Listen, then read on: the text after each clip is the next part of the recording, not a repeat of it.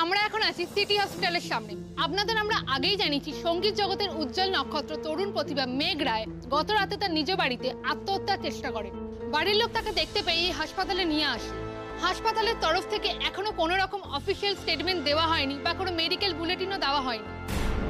হাসপাতাল কর্তৃপক্ষ লাগাতার সংবাদ মাধ্যমের সঙ্গে অসহযোগিতা করলেও বিশ্বস্ত সূত্রে আমরা খবর পেয়েছি মেঘ রায় চিকিৎসাধীন এই হাসপাতালে এবং তার বর্তমান শারীরিক অবস্থা অত্যন্ত সংকটজনক। কেন আত্মহত্যার চেষ্টা করলেন এই তরুণ প্রতিভা?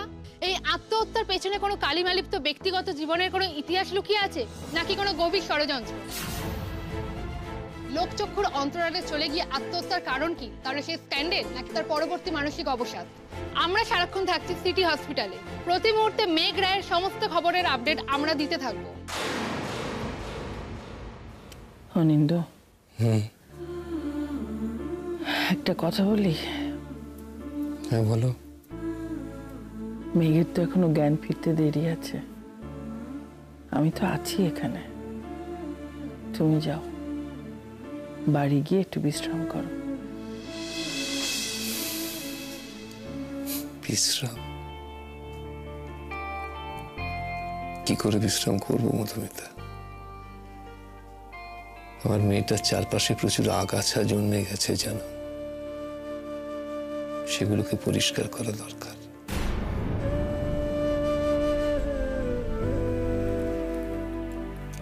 তার জন্য তো তোমার সুস্থ থাকাটা দরকার, তাই না? আমি সুস্থ থাকবো মধুমিতা, আমি সুস্থ থাকবোই। আমার কর্তব্য আমাকে সুস্থ করে রাখবে। চারপাশে এত আগাছা কি করে জন্মালো বলো তো? বেড়ে উঠলো কি করে? তুমি জানলে কি আর এই আগাছাগুলোকে বাড়তে দিতে? একটা কথা মনে রাখো, আমি তো শিকড় ধরে টানাটানি করব, তাতে হয়তো এমন কেউ উঠে আসতে পারে যে তোমার আমার দুজনেরই খুব কাছাকাছি। আমি জানি, খুব ভালো করে জানি, কিন্তু তোমার যা করার তুমি সেটাই করো। আর তাতে যদি তার নামটাই উঠে আসে, তুমি যেমন বুকে পাথর রেখে সবটা সহ্য করবে, আমিও করব। এটা তো আমারই পাপের ফল অনিন্দ। আজকে মেঘের যে এই অবস্থা, তাতে তো অনেকটা আমি দায়ী। আমি একটা কথা বলি, আমি আছি, তুমি একটু বাড়িতে ঘুরে এসো। ময়ূরীটাও একা রয়েছে, তোমারও তো শরীরটা ভালো নয়, কালকে রাত জেগেছো, তুমি একটুখানি বিশ্রাম করে এসো। আমি এখানে আছি, তুমি সবটা সামলে নেবে। তুমি একটু ঘুরে এসো। আর একটু থাকি না, তারপর তো যাবই। যেতে ইচ্ছে করছে না।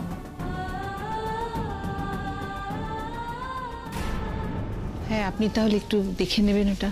আপনাদের কিচ্ছু ভাবতে হবে না, সমস্ত ব্যবস্থা আমি করে দেবো।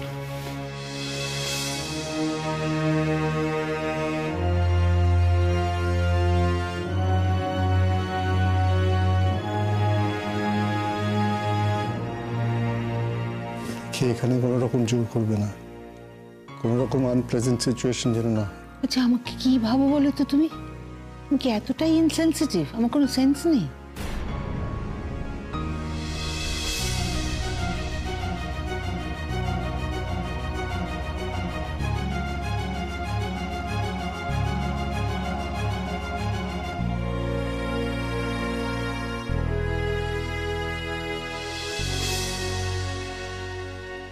কিরে, কোনো খবর পেলি নাকি? দূর, হাসপাতাল কিছুই জানায়নি।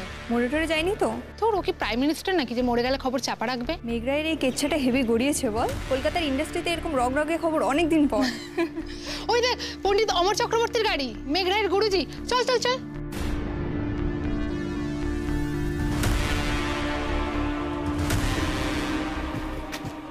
পণ্ডিতজি, আপনি কিভাবে এই খবরটি পেলেন? পণ্ডিতজি, আপনার এই ঘটনা সম্পর্কে আপনার প্রতিক্রিয়া কি? আপনার ছাত্রী কেন এরকম করলো বলে মনে হয় পণ্ডিতজি? মিস্টারি, তোমার নার্ভাসনেস ওদের আরো উৎসাহ দেবে। তোমাকে কিছু বলতে হবে না, যা বলার আমি বলবো। পণ্ডিতজি, আপনি মেঘ রায় জিষ্ণু সম্পর্ক নিয়ে কিছু বলুন। জিষ্ণু, আপনার কাছে আমার একটা প্রশ্ন আছে, মেঘ রায়ের সঙ্গে আপনার কিরকম সম্পর্ক? আপনারা কি কোনো সম্পর্কে আছেন? আপনার কি মনে হয় মেঘ কেন আত্মহত্যা করলো? রিসোর্টের ঘটনাটা সকলের সামনে চলে এলো বলে? গুরুজি, ওরা এসব কি বলছে, কেন বলছে? ওরা যা খুশি বলুক, ওরা তোমাকে নানাভাবে উস্কাবার চেষ্টা করবে, তোমাকে ইরিটেট করে তোমার মুখ থেকে বেফাস কথা বার করার চেষ্টা করবে। জাস্ট টাইট লিপস থাকো। জিষ্ণু, এই মুহূর্তে আপনি কি ফিল করছেন? আপনার কতটা হতাশ লাগছে? গুরুজি উত্তর দিন, আপনি বাইরে আসুন, আমাদের আমাদের প্রশ্নের প্রশ্নের উত্তর দিন। তুমি আমার সঙ্গে নামবে। আর সুকুমার, দেখো, তপন, তুমি গাড়ি নিয়ে ভেতরে চলে যাবে সোজা। গুরুজি, আপনি চুপ করে থাকবেন না। গুরুজি, আপনি চুপ করে থাকবেন না, কিছু বলুন।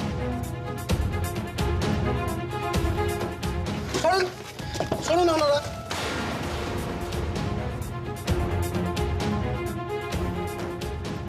আপনারা হাসপাতালের গেটটা ছেড়ে দাঁড়ান, ছেড়ে দাঁড়ান। শোনো না আপনারা, শোনো। এখান দিয়ে হাজারটা অসুস্থ মানুষ যাতায়াত করে, সরে যান। মেঘ রায় কেন সুইসাইড করলো বলে আপনার মনে হয় পণ্ডিতজি? আপনারা সরে না দাঁড়ালে কেউ একটা কথাও বলবে না। এই ওদিকে। শোনো না কান্তি, শোনো, শোনো। আমার সঙ্গে এসো।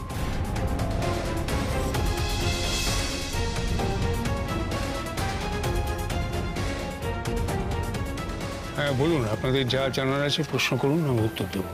আপনাদের উত্তর চাই তো, উত্তর দিচ্ছি আমি। মিস্টার রায়, সমবেদনা জানাতে এসেছেন তো, ধন্যবাদ। অনিন্দ্যবাবু, আপনাদের মনের অবস্থাটা আমি আন্দাজ করতে পারি। না না, পারেন না।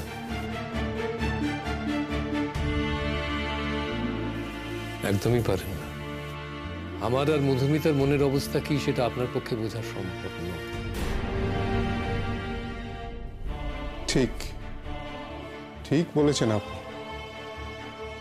আমরা ভাবছি আপনার মনের অবস্থাটা আমরা বুঝতে পারছি, কিন্তু আদপে তা পারছি না। হয়তো সম্ভবই নয় সেটা বোঝা। আচ্ছা, কেমন আছে এখন মেঘ? ডক্টর গুহর কাছে তো আপনারা শুনেছেন, আমি আর নতুন করে কি বলবো। তবে আমাকে যদি জিজ্ঞেস করেন তো আমি বলবো যে সে নিজের মতো নেই। বাকি সবাই তাকে যেভাবে রেখেছে, যেমন রেখেছে, সে তেমনই রয়েছে। মধুমিতা, অনিন্দ্যবাবু, আমি জানি আমাদের পরিবারের প্রতি, বিশেষত আমার প্রতি আপনাদের তিক্ততার অনেক কারণ আছে। হ্যাঁ, আমরা মেঘের সঙ্গে যেটা করেছি সেটা তো অক্ষমনীয়।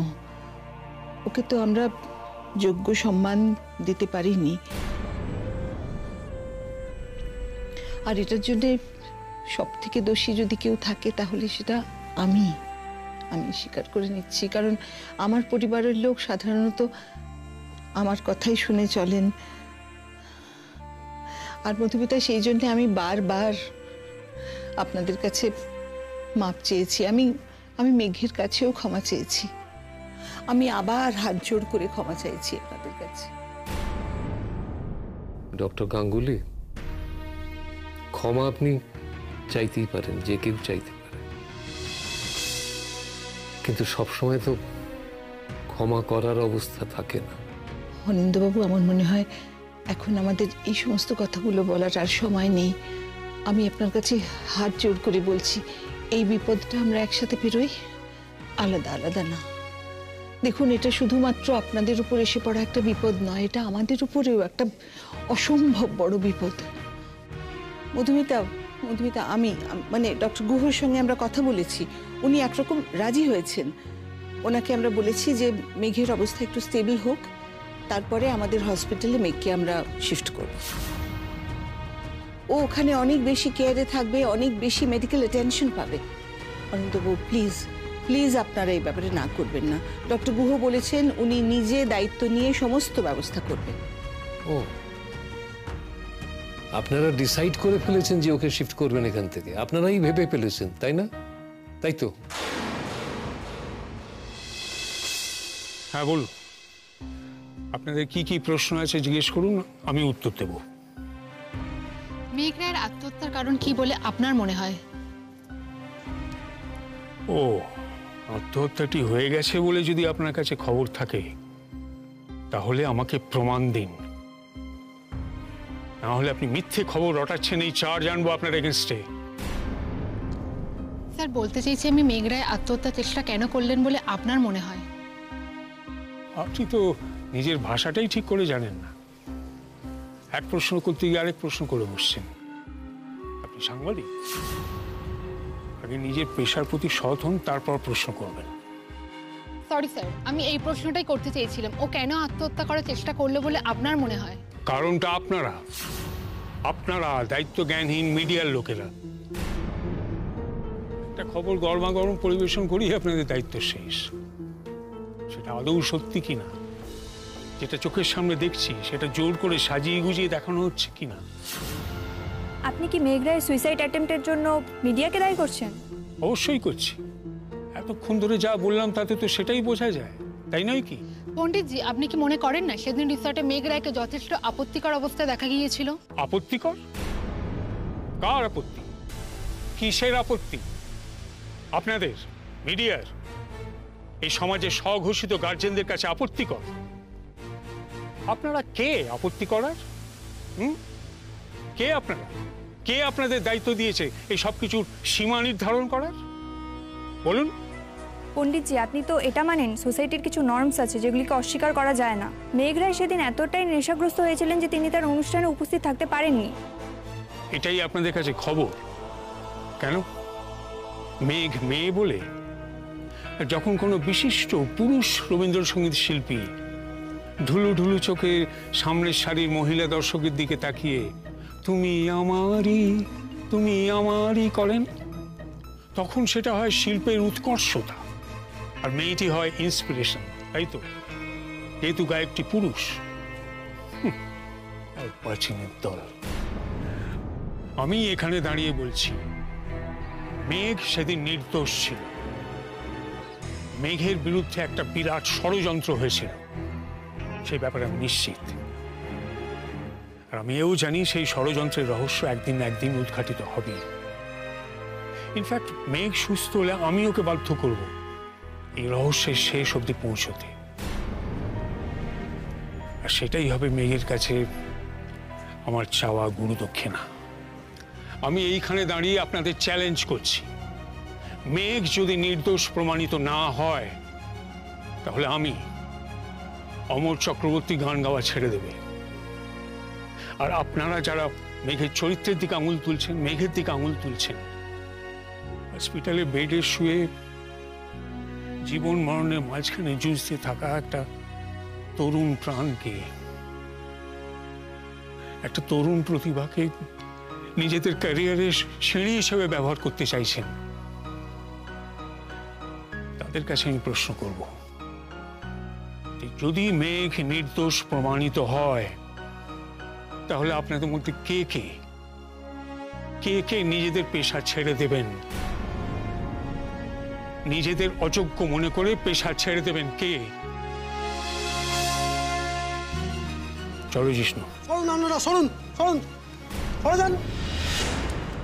এখনো আপনারাই ঠিক করবেন যে মেঘের ট্রিটমেন্ট কোথায় হবে, কেমন করে হবে? আপনারাই ডিসাইড করবেন সেটা। না না, আমি আসলে কথাটা ওইভাবে বলতে চাইনি। আপনি আমাকে ভুল বুঝছেন, আপনি একটু ওভার রিঅ্যাক্ট করছেন। আসলে আপনি হয়তো জানেন না, আপনি হসপিটালের ভেতরে আছেন তো, তাই আপনারা জানেন না যে হসপিটালের বাইরে কি হচ্ছে। দেখুন মিডিয়া জেনে গেছে যে মেঘ সুইসাইড অ্যাটেম্প্ট করেছে আর এই হসপিটালেও ভর্তি রয়েছে। বাইরে ভিড় জমে গেছে, মিডিয়া একদম হায়নার মতন ঝাঁপিয়ে পড়ছে। আবার মিডিয়া, আবার ওরা? আচ্ছা, ওরা কি চায় বলুন তো? আমার মেঘকে কি একটু শান্তিতে থাকতে দেবে না? ওরা কি চায়টা কি? আমার মেঘ কি মরে গেলে ওরা শান্তি পাবে? দেখুন মেঘ যে এখানে আছে এই কথাটা তো এখান থেকেই লিক হয়েছে।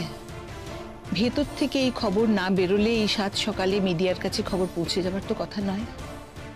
অরিন্দবাবু, আমি আপনাকে এটাই বোঝাতে চেষ্টা করছি, এইখানে মেঘের প্রাইভেসি সুরক্ষিত নয়।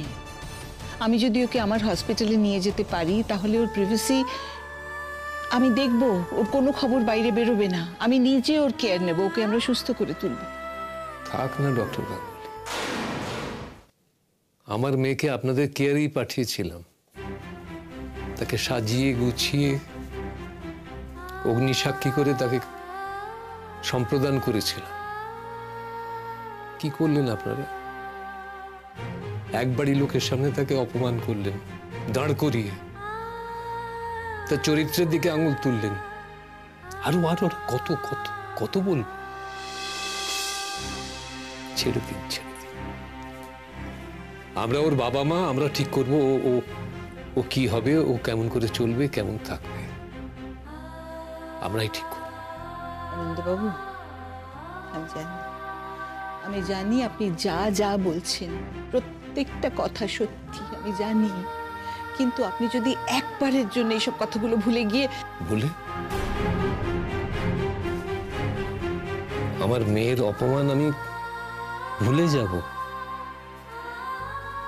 আমি যতদিন বেঁচে থাকবো ততদিন এটা আমার মনে থাকবে। ডক্টর গাঙ্গুলি, আমি হাত জোড় করছি, আপনারা এখান থেকে চলে যান। আমার মেয়ে এখানেই থাকবে, ওর যদি বাঁচার হয় তো এখানেই বাঁচবে, এখানেই সুস্থ। আজকে আমার মেয়ের যে দুর্ভাগ্য তার জন্য আপনাদের পরিবার এবং আপনাদের ছেলে দায়ী। সুতরাং আমাদের কাছে আপনারা ঘেঁষবেন না, আমি ঘেঁষতে দেব না।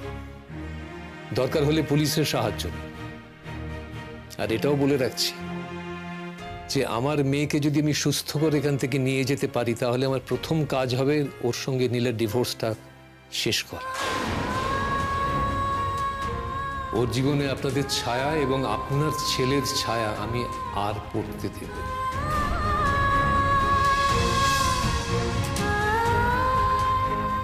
নমস্কার।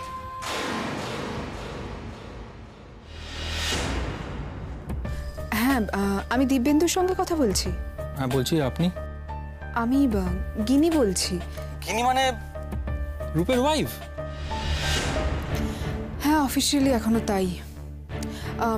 আপনার সঙ্গে না আমার একটু দরকার ছিল, কথাটা ফোনে বলা যাবে না। আপনার সঙ্গে একটু দেখা হতে পারে কি? হ্যাঁ, হোয়াই নট। আপনি আমার অফিসে চলে আসুন, আমি এই ফোন নাম্বারে আমার লোকেশনটা আর ঠিকানাটা পাঠিয়ে দিচ্ছি। আসলে আমার নতুন ফোন তো, তাই আপনার ফোন নাম্বারটা ছিল না, তাই বুঝতে পারিনি। ও আচ্ছা, বেশ। বলছিলাম যে আজকে দুপুরেই আমি যেতে পারি? হ্যাঁ, তখন এলেই ভালো হয়, তখন তো লাঞ্চ টাইম। আর আমি আপনাকে টাইমটা টেক্সট করে দিচ্ছি। ওকে, ঠিক আছে, থ্যাংক ইউ।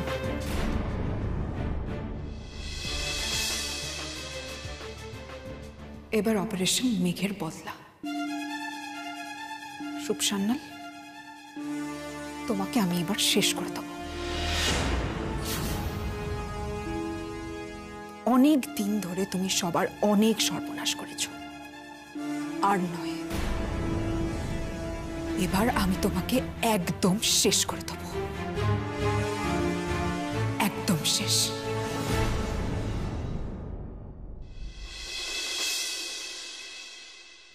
হ্যাঁ হ্যাঁ, আমি আর জিষ্ণু বাইরে আছি। না না, ঠিক আছে, আমরা এইমাত্র এসছি। বলছি যে মেঘ এখন কেমন? ওকে ওকে ওকে, ঠিক আছে ঠিক আছে, আপনি আসুন, আমি অপেক্ষা করছি। আচ্ছা।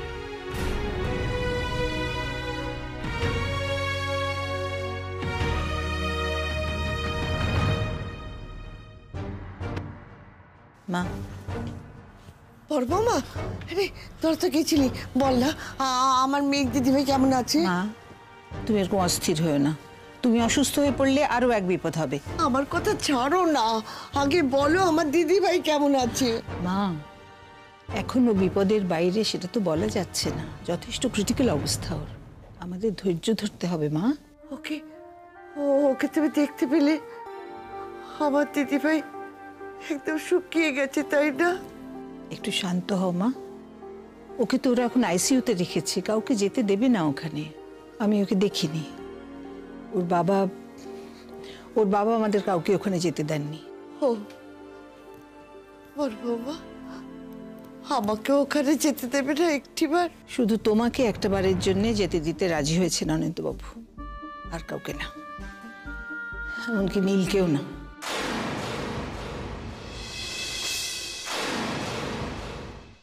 ভাবিস না দাদা, আমি গিয়ে তার কানে কানে বলে দেবো যে তুই তার জন্য অপেক্ষা করে আছিস। দেখবি সে ঠিক বুঝবে, ঠিক জানবে। মা, তোমাকে তো ওখানে ঢুকতে দেবে না, দরজার বাইরে থেকে তোমাকে দেখতে হবে। ঠিক আছে ঠাম্মি, ঠিক আছে, তুমি গেলেই হবে। মা, তুমি একটু ওয়েট করো, আমরা একটু ডাক্তারের সাথে কথা বলে আসি। চল।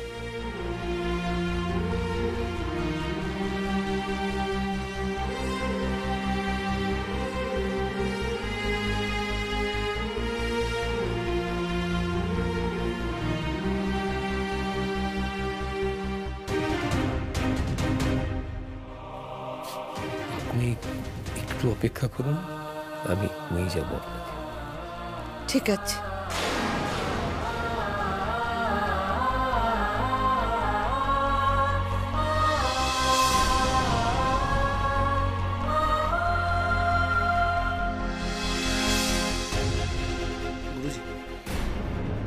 অনিন্দু, আপনি স্টেডি আছেন তো? হ্যাঁ, আমি স্টেডি আছি। কালকে যখন ওকে বাথরুম থেকে ঘরে নিয়ে গেলাম, 4-5টা রক্তে ভেসে যাচ্ছে, কি করে যে ওকে তুলে নিয়ে ঘরে গেলাম, আমি অত জোর পেলাম কি করে কে জানে। স্টেডি তোমাকে থাকতেই হবে, যতক্ষণ ওর বাঁচার ইচ্ছেটাকে ফিরিয়ে আনতে পারছি তত স্টেডি তোমাকে থাকতেই হবে। কি বলবো, আমি একটা কথা বলতে পারি অনিন্দ্যবাবু, আমি আপনার পাশে আছি। দেখুন, মেঘ তো শুধু আমার ছাত্রী নয়, ও তো আমার কন্যা সম। মেঘ একটা প্রতিভা, সেটা আমি এইভাবে নষ্ট হতে দেব না।